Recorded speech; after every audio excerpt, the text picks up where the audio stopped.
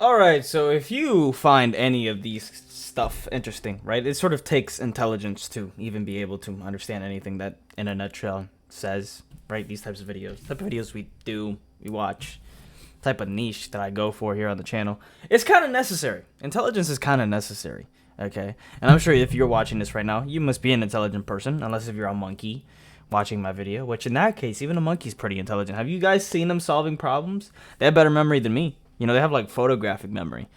I know everybody has to have seen that video. Well, probably not everybody. There's a really fun video about like when they're putting monkeys to tests and then they flash numbers, like 10 different one of them, 10 different numbers, randomly put them on a screen.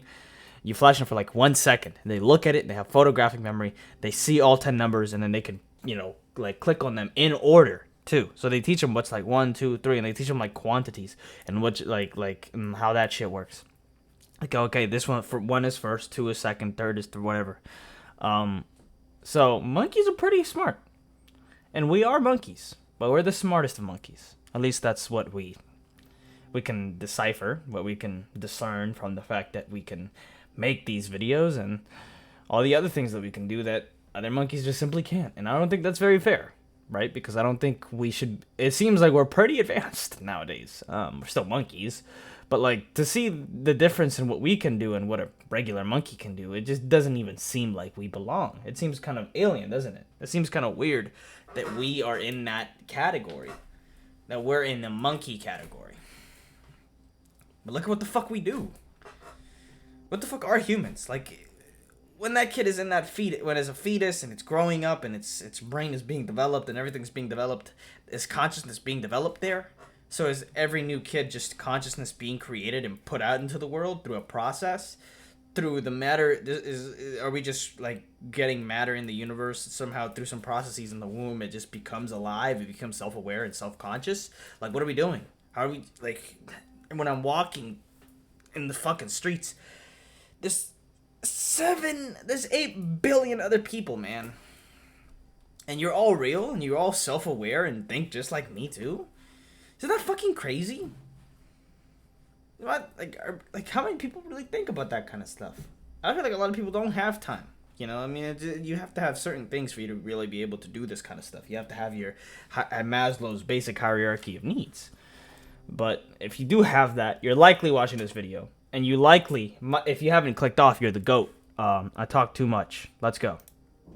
Humans are proud of a lot of things, from particle accelerators to poetry to Pokemon. All of them made possible because of something humans value extremely highly: intelligence. We think of intelligence as a trait like height or strength, but when we try to define it, things get fuzzy. In a nutshell, intelligence is a mechanism to solve problems, especially the problem of staying alive, which involves finding food and shelter, fighting sexual competitors, or fleeing from predators. Intelligence is not a single thing. How does that have to do with staying alive? That's just propagating. It includes the ability to gather knowledge, to learn, be creative, form strategies, or engage in critical thinking. It manifests itself in a huge variety of behaviors, from hardwired or instinct-like reactions to different degrees of learning to some sort of awareness. But not all scientists agree where it begins or what even should count as intelligence. To make this even more complicated, intelligence is also connected to consciousness, since awareness is helpful for problem solving. But we're exploring consciousness in other videos, so today we'll leave it aside. Okay, intelligence isn't exactly clear-cut, so maybe we can think of it as more like a between intelligence and consciousness because of awareness. And of course what they define as consciousness is sort of that self-awareness. You know, that's kind of what it is. That's like the most basic part of that, is the self-awareness. Flexible set of skills, a toolbox. Basic tools. The most basic tools in the intelligence toolbox are the ability to gather information, to save it, and to use it to learn. Information about the world is gathered through senses such as vision, sound, smell, touch, or taste, and helps us navigate and react to the external world appropriately. But living things also need to keep track of the state of their own bodies, monitoring things like hunger and fatigue. Information is the basis of action for all living things, and without it, you're at the mercy of your surroundings, unable to react appropriately or flexibly. Information is much more powerful if we can keep and save it. So the second tool is memory. Memory is the ability to save and recall information so a living being doesn't have to start from scratch every time it perceives something relevant. Memories can be about events, places and associations, but also behaviors like hunting or foraging methods. Some of these... I learned elephants actually have really good memory. Like they can visualize like the terrain and their shit. You know, they can know their area. Apparently even better than a lot of humans can. We're crazy. It's crazy stuff. These, like flying, have to be repeated over and over until they're mastered. This is what we call learning, the process of putting together a sequence of thoughts or actions. Basically a string of repeatable behaviors that can be varied and adapted. These three tools enable seemingly stupid creatures to act in surprisingly intelligent ways. The acellular slime mold, which is basically just a single huge slimy cell, shows behavior similar to an animal with a simple brain. When put in a maze with food at one end, the slime mold explores its surroundings and marks its path with slime trails, sort of smearing memories on the ground. As it continues exploring, it avoids the marked pathways and finds its way to the food. Instead of blindly getting stuck in dead ends, the slime mold adapts its behavior to save time and effort. This behavior is hardwired, and scientists can't agree if that's intelligent, although it does give the slime mold a certain advantage. Bees are an example of more adaptive smart behavior. Scientists trained bumblebees to move a colored ball into a goalpost for a sugar reward. Not only were the bees very skillful at this behavior, which isn't natural to them, they got more efficient over time. When several balls were available, bees chose the ball that lay closest to the goal, even if it was a different color than the ball they were trained with. For more challenging problems, we need even more. That's efficiency. So it's not just about sticking with what works. Most things, wouldn't they have gone for the things that they're most familiar with? So for familiarity reasons? But the bee, it just wanted efficiency. So it just said, fuck it. I don't care that I've never played with this one. It's closer to the hole. And I learned if I roll this ball into this hole, I get a reward. And since this looks kind of like it, just in a different color, but it seems to still be a ball, I guess maybe I can roll this one and get a reward too. And it's closer, so I'm going to go for this because it's efficient. And it's using something to figure that out. It's very interesting. More flexibility. Fancier tools. Building on the basic tools, more complex animals have a wider range of problems they can solve. They can memorize all kinds of associations, connections, and mechanical tricks. We'll call this tool the Library of Knowledge. Take raccoons. Their favorite kind of food is human food. Their approach to getting hold of such treats depends upon an assortment of theoretical and practical skills that makes them master burglars, able to open windows or pick locks. In a study, raccoons were given boxes secured with different kinds of they're not picking locks. In a study, raccoons were given boxes secured with different kinds of locks, like latches, bolts, plugs, or push bars. They needed less than 10 attempts to figure out how to open each box, even when different locks were put together into increasingly difficult combinations that had to be solved in the right order and with different amounts of strength. A year later, the raccoons still remembered how to open the boxes and were as fast as when they had first solved the puzzle. Beyond our library of associations and skills, the most impressive tool in our box is creativity, a sort of mental duct tape. Being creative means producing something new and valuable from apparently unrelated things. In the context of intelligence, this means making new and unusual connections, pairing input with memories and skills to come up with a unique solution to a problem. In another raccoon study, researchers showed the animals that by dropping... Yeah, but you're not creating something out of nothing. Like, you're using things in, like... You're using things as, like, you're getting inspiration from something. You can't absolutely create something out of nothing. Anything that you possibly could do, anything that you could create or act upon in the world, you're not just doing it completely new. You're not just creating something that nobody has ever seen or thought about or done before. Like, you're taking inspiration from something. Everything is. Any design ever made, the design of a building but you're taking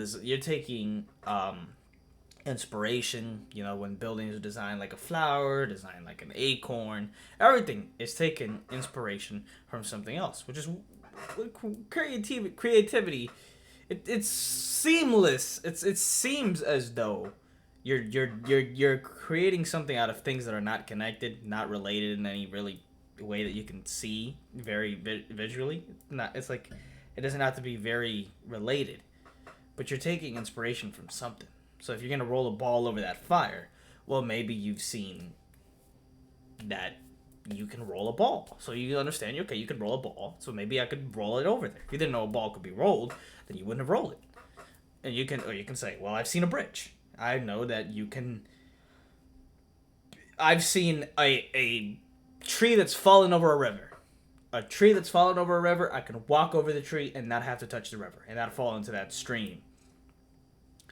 What if I could do something like that using this ball by putting it in that spot and I could walk over the ball, right? That's the example right there. And that's really how creativity is. It's nothing too special. It's nothing that is crazy or something that people are like, maybe some people have. I mean, yes, some people might have more of a selective whatever shit towards it, but it's not that scary of a thing. It's something that anybody's really capable of.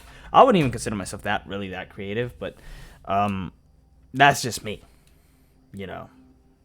I know that I have the ability to be creative if I wanted to, but I don't really create too much stuff. Not that much stuff. Balls into a water tank, they could raise the water level enough to reach a marshmallow floating at the top. One raccoon came up with a much better solution.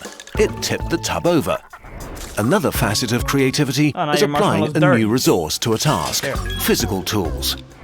Like primates that use sticks to fish for termites in trees, or some octopuses which assemble collected coconut shells around themselves as a sort of portable armor to hide from enemies. Connecting materials for later use is connected to an even more advanced dimension of problem solving: planning. Planning means considering the activities required for a desired goal and putting them together in a plan. When unforeseen circumstances and new possibilities present themselves, they need to be assessed according to whether they match the plan or not. An example of this intelligent behavior is hoarding food to eat it later. This is an instinctive behavior in squirrels. But even though hiding food comes instinctively to them, they still need to use advanced thinking skills to make the best decisions. Squirrels examine every nut and weigh the time and effort it would take to hide it against the benefits they would get from each one. Damaged or low-fat nuts are eaten right away, while nuts that still need to ripen go on the stockpile. Squirrels also pretend to bury nuts when they feel watched. These empty caches distract rivals from their real treasure. This is pretty advanced strategizing, because to make a plan to distract someone else, you first have to be aware that there are others like you that want the same things. The more complex the problem, the more tools are needed in combination to solve it. So the more tools there are, the more flexibility a being has to solve the challenges life throws at them. But even for complex problems, each animal's individual situation is what counts. Squirrels are omnivores that defend their territories fiercely. For them, it makes sense to remember where there's food in different locations and trick their enemies to improve their chances of survival. Sheep don't have any such refined tricks up their sleeve, but they don't need to. Poor sheep. They are grazers and live in flocks. The skills relevant to them are social. They recognize and remember many different sheep and even humans for years. A completely different skill. Evolving and retaining a complex set of mental abilities they might never use would be a waste of resources for them. Humans went the opposite way and invested in an unusually diverse intelligence toolkit. While this was helpful by It just doesn't. Why? Why did we do that? How is that a thing? We added another set of tools on top: culture. No single person could ever build a space rocket or particle accelerator. But thanks to our ability to work together and to share knowledge across generations, we can overcome challenges, beyond any single individual's ability. This allowed us to shape the planet to our liking. We also created new problems in the process: Sudoku, tax forms, string theory, but also rapid climate change and antibiotic resistance. To solve these, we'll need to look past short-term survival and think about the distant future. We have the toolbox. We just need to use it. Speaking of tools for learning, we've heard from many teachers that are using our infographic posters in class. Of life and the universe, made possible thanks to a grant from the Templeton Foundation. So, let me know what you guys think. Yeah, that's the truth. That's kind of what you come to find out.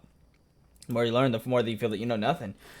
It's all like, it's more of like, I feel it's the awareness of the limitations of humanity. When you learn the limitations of knowledge, when you learn the limitations of reason, when you learn the limitations of science, even science has its limitations, right? As somebody who's into philosophy, I can tell you that, you're conducting science within you're not as much as is the most unbiased framework that we might possibly have, wherein you're promoting being unbiased. You can never be unbiased. You can never fully be a disinterested, just non-biased, what do you call it? Just free-thinking spirit, like not like a spectator to the, like, no, you're conducting science within a sort of societal paradigm and a cultural framework. You're never going to be free from that, just by the fact that you're alive and you're being pushed into something. You're being pushed into a world. Just be that as it may. Being the fact that you're being pushed into a world, you're automatically going to have a few things on default. You're going to have your culture, you're going to have your experiences, and then you're going to figure out what questions you feel are worth asking, and how you're gonna what is it? How you're gonna process the data that you find? What it's gonna mean to you, and all of that stuff. So even science has its limitations, and that's what happens when you understand more. That's really what goes on there. It's also realizing how much you don't know, which is also always a good way to feel stupid. But that's Socrates figured that one out first. It's like the smart man is probably the guy who knows that he doesn't know, because then the guy who doesn't know but thinks that he knows everything, well, he's just not gonna be able to learn anything new. He's not gonna be curious. He's not gonna be open-minded because he thinks he knows it all, and that's not a good way to go about it. But with that being said, I will catch you guys in the next one. Take care.